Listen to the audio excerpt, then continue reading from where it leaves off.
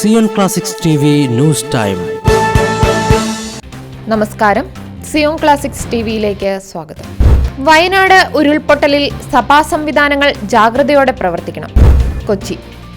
വയനാട് ജില്ലയിലെ മേപ്പാടി മേഖലയിൽ ചൂരൽമലയിലും മുണ്ടക്കയിലും മറ്റുമുണ്ടായ ഉരുൾപൊട്ടലിലും മണ്ണിടിച്ചിലും ജീവൻ നഷ്ടമായവർക്ക് ആദരാഞ്ജലികൾ അർപ്പിച്ച് കേരള കത്തോലിക്ക മെത്രാൻ സമിതി. ഉറ്റവരെയും ഉടയവരെയും നഷ്ടമായവരുടെയും പരിക്കേറ്റവരുടെയും വേദനയിൽ പങ്കുചേരുകയും അവർക്കായി പ്രാർത്ഥിക്കുകയും ചെയ്യുന്നു.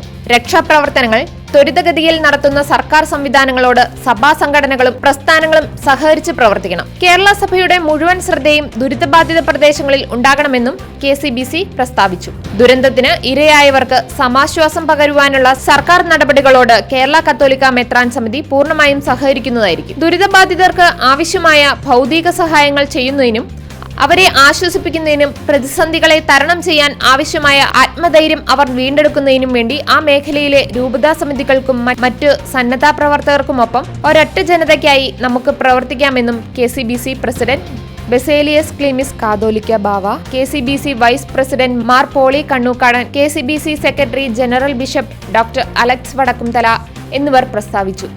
അതേസമയം മരണസംഖ്യ 100 പിന്നിട്ടു. ദുരന്തം നടന്ന് 13 മണിക്കൂറിന് ശേഷമാണ് NDRFന്റെയും സൈന്യത്തിന്റെയും സംഘത്തിന് മുണ്ടക്കൈ മേഖലയിൽ എത്താൻ കഴിഞ്ഞത്. രക്ഷാപ്രവർത്തനം തുടരുകയാണ്. കൂടുതൽ ക്രിസ്തീയ വാർത്തകൾക്കായി ഈ ചാനൽ മറക്കാതെ സബ്സ്ക്രൈബ് ചെയ്യുക.